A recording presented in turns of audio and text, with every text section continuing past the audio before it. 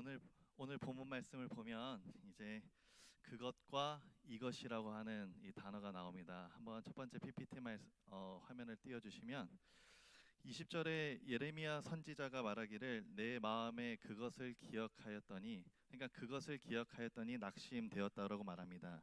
그런데 이 한 절 상간에서 이 예레미야의 태도가 바뀌는데 21절에는 이것을 내 마음에 담아 두었더니 그것이 낙심케 한 그것이 소망이 되었다라고 고백을 합니다. 그러니까 이거를 이렇게 도식화해 보면 낙심케 하는 그것이 무엇인지 모르겠지만 그것이 있었는데 이것을 내가 마음에 두고 나니까 나를 낙심케 한 그것이 소망이 되었다. 이것이 오늘 본문 20절, 21절의 말씀입니다. 그렇다면 먼저 이 예레미야를 낙심케 한 그것은 무엇인가? 예레미야를 낙심케 한 그것은 바로 이 남유다의 멸망입니다. 바벨론이라고 하는 이 큰 제국을 통하여서 자신의 나라 민족이 이제 멸망을 하게 되는데, 예루살렘이 초토화되고 수많은 유다 사람들이 잔인하게 죽임을 당하고 포로로 끌려가고 하나님의 성전이 파괴되는 모습을 보면서 이 예레미야가 아주 극심한 낙심과 슬픔과 절망 가운데 빠지게 되는 것입니다. 3장 우리가 읽지는 않았지만 1절부터 한번 쭉 보시면 제가 몇 가지 구절을 추려서 PPT로 준비를 했는데, 여기 예레미야가 얼마나 힘들고 고통과 절망 가운데 있는지를 우리는 조금 볼 수 있습니다. 한번 PPT 보여주시면 3장입니다. 앞에 숫자는 절이고요. 나를 이끌어 어둠 안에서 걸어가게 하셨다. 종일토록 손을 들어 자주자주 나를 치셨다. 나의 살과 가죽을 쇠하게 하시고 나의 뼈들을 꺾으셨다. 내가 너무나 어렵고 힘들어서 하나님을 부르짖고 도움을 구했지만 내 기도를 물리치셨다. 내 길들을 굽게 하셨다. 그는 내게 대하여, 여기서 그라고 표현되어 있는 건 하나님을 가리키는 겁니다. 기다리는 곤과 은밀한 곳에 있는 사자 같으셔서 하나님이 나의 길들을 치우치게 하시고 내 몸을 찢으셨다라는 것입니다. 나를 쓴 것들로 배불리시고 쑥으로 취하게 하셨고 죄로 나를 덮으셨고 주께서 내 심령이 평강에서 멀리 떠나게 하시니라고 하면서 급기야 이 예레미야 선지자가 18절에 뭐라고 얘기를 하느냐면 나의 힘과 여호와께 대한 소망이 다 끊어졌다. 그러니까 이 반복되는 어떤 극심한 고난과 어려움 속에서 이 예레미야가 이제 태도가, 하나님께 대한 태도가 바뀌어가기 시작하는 겁니다. 지금 낙심 가운데 놓여 있는데 내가 생각해 본다 한들, 내가 자꾸 곱씹어 본다 한들 답이 없는 것을 알면서도 그 예루살렘의 멸망이 자꾸만 생각나고 불타고 있던 그 성전이 자꾸만 눈에 아른거리는 것입니다. 그래서 또 낙심하고 또 좌절하고 계속된 어떤 반복된 낙심과 좌절은 급기야 하나님께 대한 불만과 원망이 표출되기에 이르기까지 합니다. 우리도 종종 이럴 때가 있습니다. 힘든 일이 생길 때에, 또 감당키가 어려운 일을 좀 만날 때에 하나님을 믿어도 별 수 없구나 하는 이런 마음들, 믿음 생활을 철저하게 해왔던 나에게 왜 이런 일이 생기나 하는 의문들, 도무지 이해가 안 돼서 일단 이렇게라도 하면 하나님이 나를 살펴보시지 않을까 싶어서 신앙생활도 열심히 하고 더 봉사하고 기도도 열심히 했는데 내게 주어진 어떤 힘든 상황은 변하지 않고, 그래서 하나님 어떻게 저한테 이러실 수가 있습니까? 하나님께 소망을 두는 것이 아무 소용이 없군요. 혹시 살아계시긴 한 겁니까? 거기 계세요. 하나님에 대한 의심으로, 불신앙으로 떨어지는 어떠한 경우들도 있습니다.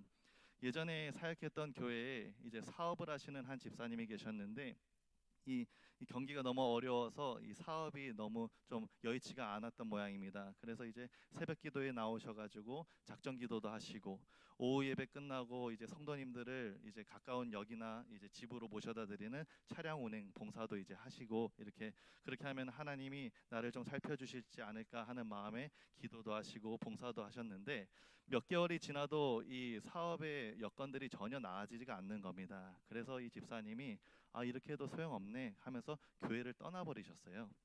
그런데 놀라운 것은 무엇이냐면 이 집사님이 목사님 아들이었습니다. 목사님 아들.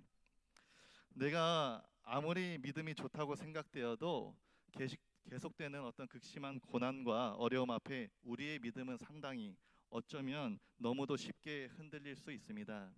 선지자인 예레미야도 한번 보십시오. 하나님께 대한 나의 소망이 끊어졌다라고 말하고 있지 않습니까? 하지만 오늘의 본문은 이런 절망적인 이야기들로 끝나지 않습니다. 마무리되지 않는다라는 것이죠. 아무리 극심한 고난이라 할지라도, 끝날 것 같지 않은 어려움이 있다 할지라도, 나를 자꾸 낙심과 절망으로 끌어내리는 것이라 할지라도 소망으로 바뀔 수 있다. 오늘 본문은 그것을 증거하고 있습니다.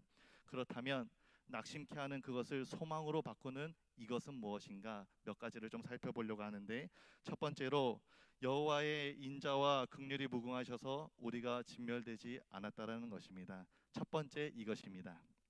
PPT를 한번 띄워주시면 우리 다 같이 한번, 이게 22절에 있는 내용이거든요. 한번 읽어보겠습니다. 시작. 여호와의 인자와 긍휼이 무궁하셔서 우리가 진멸되지 않는다. 현재의 고난이 아무리 심할지라도 주님의 인자하심과 긍휼하심이 내 평생에 쫓아다니기 때문에 우리가 완전히 소멸되거나 진멸되지 않는다라는 것입니다. 주님의 은혜가 아니라면, 만약에 우리가 그 은혜가 아니라면 천국과 지옥 중 어느 곳에 있을지 한번 생각해 보시기를 바랍니다. 지옥에 CCTV가 있다면, 지옥의 어떤 상황들을 보여줄 수 있는 영상 화면이 있다라고 한다면, 그 영상을 한번 보실 때에 어떤 모습들이 있겠습니까? 그 영상 안에는 수많은 영혼들이 고통스러워하고 있을 것입니다. 하나님을 믿는 믿음에서 떠나서 슬피 울며 이를 가는 자들이 있을 것입니다. 그 영상 안에는 어마어마한 불기둥이 화염으로 솟구치고 있을 것이고, 하나님 앞에서 쫓겨난 악한 마귀 사단과 함께 절망 가운데 갇혀 있는 수많은 영혼들이 있을 것입니다. 바로 그것이 우리의 모습일 수 있었다라는 것입니다. 고난받는 우리의 현재 상황과 이 지옥의 영상을 우리가 봤다라고 가정했을 때, 그 영상 안에 있는 그들을 한번 비교해 보실 수 있기를 바랍니다. 그러면 우리는 탄식하면서 현재의 일들을 한숨 지으면서 슬퍼하기보다는 새 노래를 부를 이유가 너무나 갑자기 많이 생기기 시작할 것입니다. 열악한 나의 삶의 자리가 너무나 더럽고 냄새나고, 이 추운 겨울에 해도 들지 않아서 바들바들 떠는 그러한, 누구도 살고 싶어하지 않는 것이 나의 현재의 삶의 자리라 할지라도, 그곳은 바로 지옥에 있는 사람들에게 얼마나 호화스러운 곳일지, 얼마나 그 지옥에 있는 사람들은 그나마도 가고 싶다라고 말하는 곳일지 한번 생각해 보시기를 바랍니다. 하나님의 진노를 받은 죄인이 잠시라도 그 진노를 피해 안식을 취할 수 있는 곳이라고 한다면, 평안을 취할 수 있는 곳이라고 한다면, 그곳은 바로 우리에게는 너무나 있고 싶지 않은 장소이지만 지옥에 있는 사람들에게는 간절히 바라는 장소가 될 수 있다라는 것입니다. 사랑하는 성도 여러분, 우리는 현재 어떻게 그렇게 비천하고 냄새나고 그런 곳에 있거나 아니면 지옥에 있지 않습니다. 그러므로 어려운 중에서도 우리가 진멸되지는 않았다고 우리 스스로 말할 수 있기를 바랍니다. 예레미야는 계속해서 낙심이 소망으로 바뀌는, 그 소망으로 되게 하는 이것들이 무엇인가 말하고 있습니다.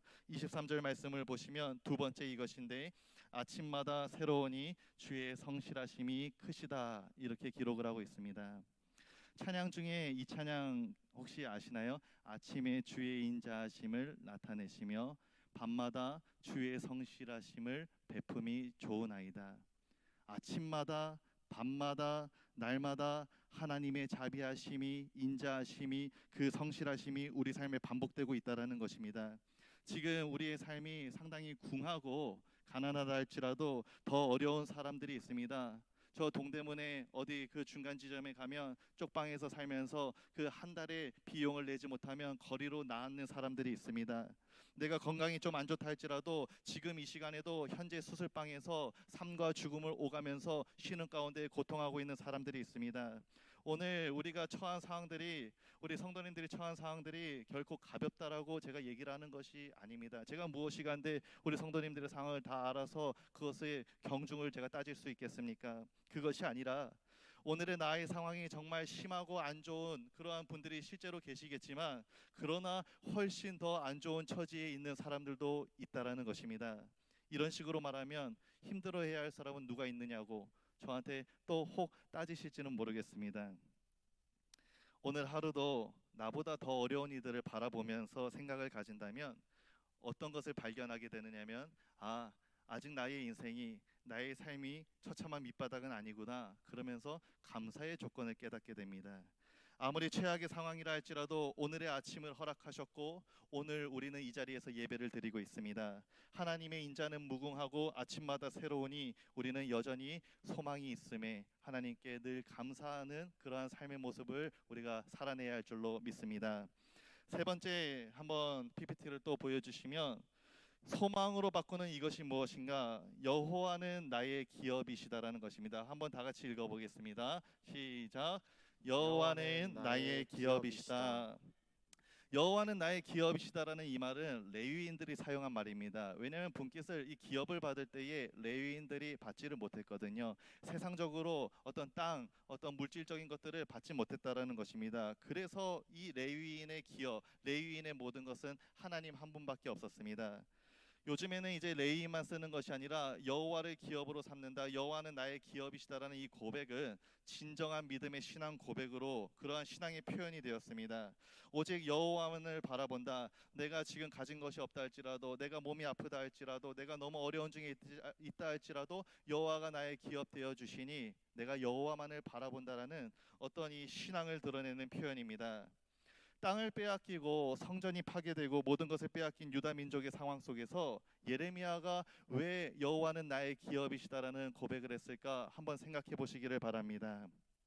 만약에 우리가 흰 종이가 있다고 한다면 가운데 선을 그어서 이쪽에는 내게 없는 것, 이쪽에는 내게 있는 것을 한번 쭉 적어 내려가 보시면 무엇을 발견하게 되느냐면 돈도 없네. 뭐도 없네. 뭐도 없네 적어 내려가시다가 그런데 돈은 없지만 뭐는 있네 하면서 뭔가 내게 있는 것들이 자꾸 생기게 됩니다.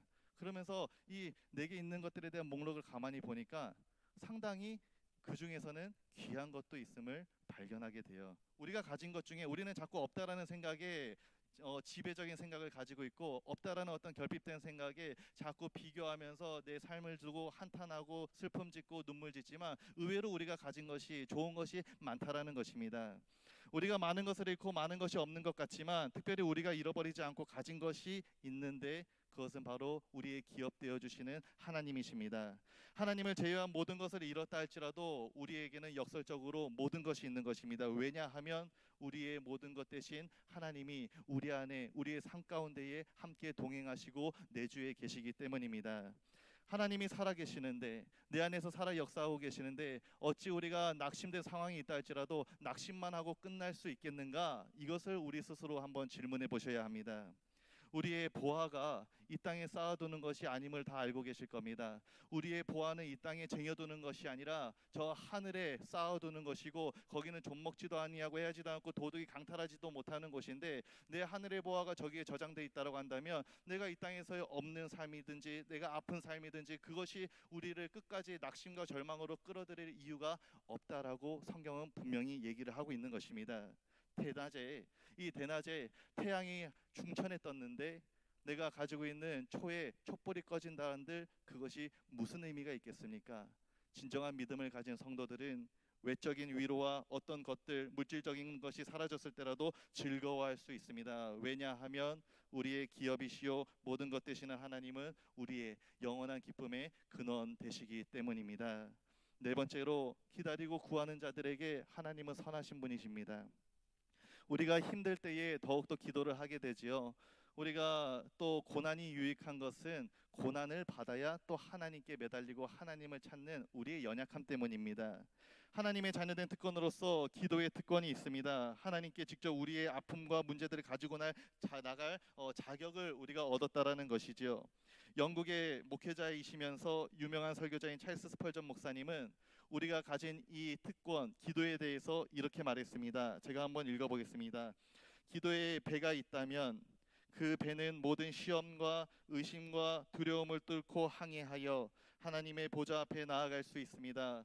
우리의 기도가 외적으로는 눈물과 슬픔과 고통이 배어 있다 할지라도 우리는 그 기도의 배에 언제나 풍성한 축복을 싣고 다시 돌아올 수 있습니다. 믿는 자들에게는 특별히 기도하며 하나님을 의지하고 붙드는 자들에게는 이러한 소망이 있다라는 것입니다.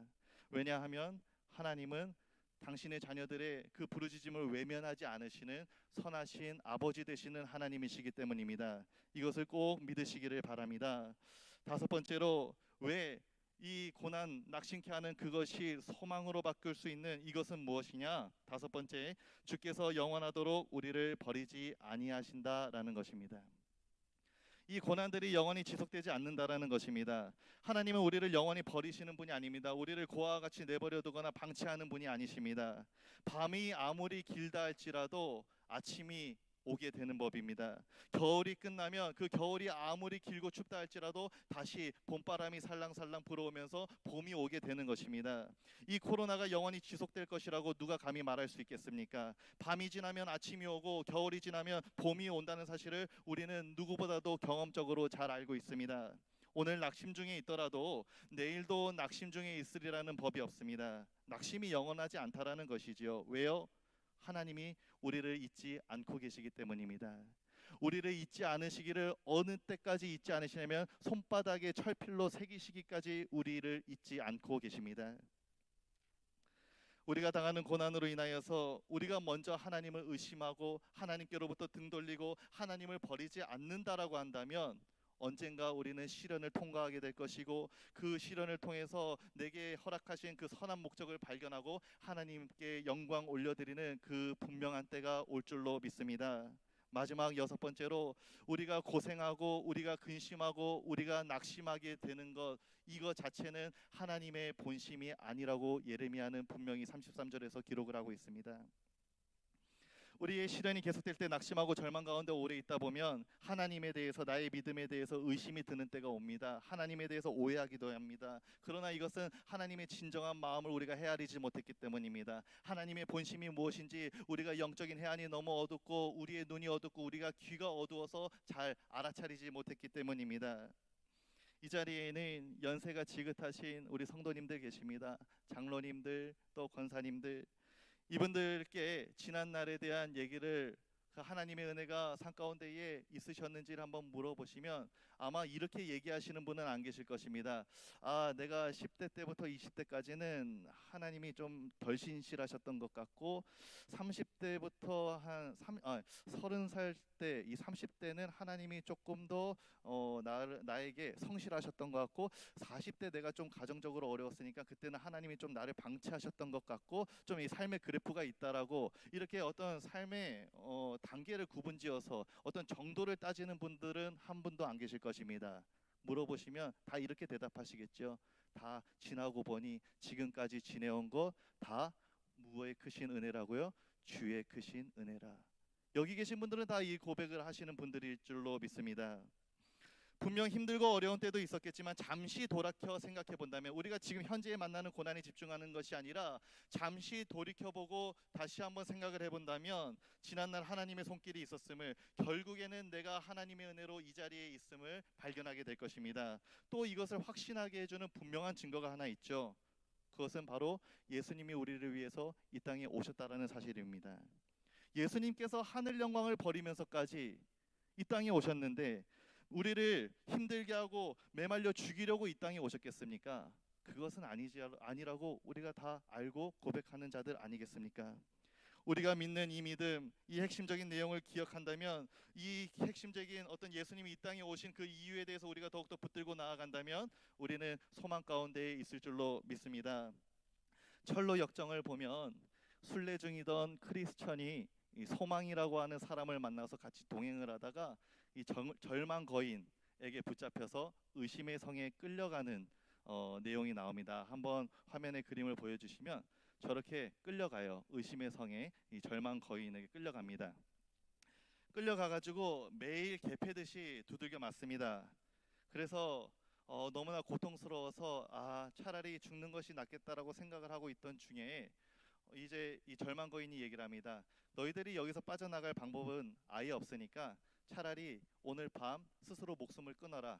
내가 내일 아침에 왔을 때 너의 시체를 발견하면 차라리 그것이 너에게 유익할 수 있다. 이렇게 권면을 합니다. 밤새 이 크리스천이 고민하기 시작합니다. 저 거인의 말대로 차라리 죽을까? 매일 이렇게 매 만드니까 나 죽을 것 같다. 눈물로 절망 가운데 자꾸 이렇게 빠지게 되는 겁니다. 그런데 이제 옆에 있는 소망이 얘기를 하는 거예요. 그래도 우리가 스스로 목숨 끊는 건 좀 아니지 않느냐고.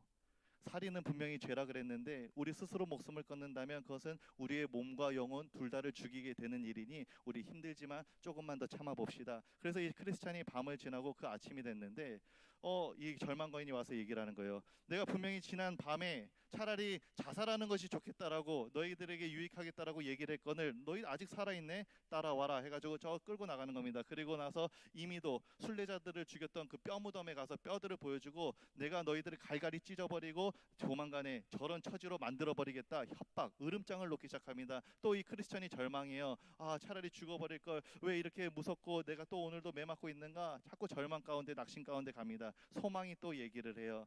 그래도 우리가 지난 사망의 음침한 골짜기를 지날 때에 하나님이 어떻게 인도하셨는지 그래도 기억하고 있지 않느냐. 아볼로온과 싸울 때에, 대적자들과 싸울 때에, 수많은 어려운 역경이 있을 때에 지금까지 하나님의 은혜와 인도하신 가운데 왔는데 왜 또 어려움을 만났다고 왜 또 좌절하고 목숨을 끊으려 하느냐. 소망이 자꾸 이 크리스천을 용기를 주고 격려하고 세우기 시작합니다. 그러던 중 이 밤에 크리스천이 기도를 하다가 문득 한 가지를 생각하고 발견하게 되는데 그것은 무엇이냐? 지난날 두루마리 가운데에서 발견하였던 약속의 열쇠가 내 가슴속 안에 있음을 깨닫게 됩니다. 이런 멍청이. 이 약속의 열쇠가 있으면 의심의 성의 모든 문을 열 수 있고 자물쇠를 열 수 있음을 내가 알고 있었는데 내가 왜 이것을 잊고 있었을까? 하면서 이 어려움과 무서움과 두려움과 낙심 가운데 내가 이 약속의 열쇠가 있다라는 것조차 잃어버렸구나 하면서 이 약속의 열쇠를 가지고 그 감옥의 문을 열고 나오고 의심의 성을 탈출하고 절망거인으로부터 벗어났다라는 이 철로 역정의 이야기입니다. 말씀을 맺고자 합니다. 오늘 한번 힘든 상황에 처하신 성도님들이 계시다면 그 힘든 상황만을 바라보시면서 생각하기보다 주님을 믿는 그 신앙생활에 즐거웠던 때를 추억해 보시기를 바랍니다. 학생의 때에, 청년의 때에 즐겁게 신앙생활하고 뜨겁게 찬양하고 기도했던 그때, 교회에 오는 것이 너무 즐거웠고 교회에 살다시피 했던 그 행복했던 순간들 말입니다. 주님의 도우심으로 지나온 고난의 순간들, 내 삶에 여전히 또렷이 기억되는 주님의 은혜의 흔적들, 성경에 나오는 수많은 약속의 말씀들, 특별히 예수님께서 날 위해 오셨다라고 하는 그 하나뿐인 진리, 이것을 우리가 붙들어야 될 줄로 믿습니다. 오늘 이 시대를 살아가는 우리는 예레미야처럼 때로는 하나님을 원망하기도 하는 연약한 존재입니다. 앞으로 우리 앞날에 무슨 일이 일어날는지 우리는 아무도 알 수가 없습니다. 하나님께서 우리가 하나님을 믿는 당신의 자녀들이라고 해서 고난받지 않을 것이라고 말해본 적이 단 한 번도 없으십니다. 힘들고 슬프고 어려운 일들은 하나님을 믿는 사람에게도 찾아옵니다. 그러나 한 가지 분명한 것은, 우리가 분명히 붙들어야 할 것은 하나님의 약속이 말씀이 있다라는 것입니다. 우리가 어디를 가든지 무슨 일을 하든지 늘 항상 함께 하시겠다는 겁니다. 그냥 함께 하시는 것이 아니라 긍휼과 자비하심으로 함께 하시겠다는 것입니다. 성실하심으로 함께 하시겠다라는 것입니다. 어려운 가운데에서 우리의 힘으로는 도저히 어쩔 도리가 없는 힘든 상황과 또 절망을 맞이하고 계신 우리 성도님들이 있다면 그 가운데에서 붙들어 일으켜 세워주실 하나님만을 전적으로 신뢰하고 바라보며 이겨내시기를 바랍니다. 그럴 때에 낙심 중에 있었으나 오히려 그것이 소망이 되었다라는 그 간증의 은혜가 우리 성도님들 가운데, 가정 가운데에, 우리 교회 가운데에 차고 넘치기를 소망합니다. 기도하겠습니다. 하나님, 오늘 이 땅에서 하나님이 허락하신 삶을 살아가면서 때론 지치고 때론 힘들고 때론 죽고 싶다는 생각이 들 정도로 낙심에 처하는 일들을 만나게 될 때 우리 청험의 모든 성도님들 하나님의 약속의 말씀을 더욱 붙듦으로 오히려 고난 중에 소망을 발견하는 귀한 은혜의 역사 살아낼 수 있도록 경험되어질 수 있도록 인도하여 주시옵소서. 예수님 이름으로 기도드리옵나이다. 아멘.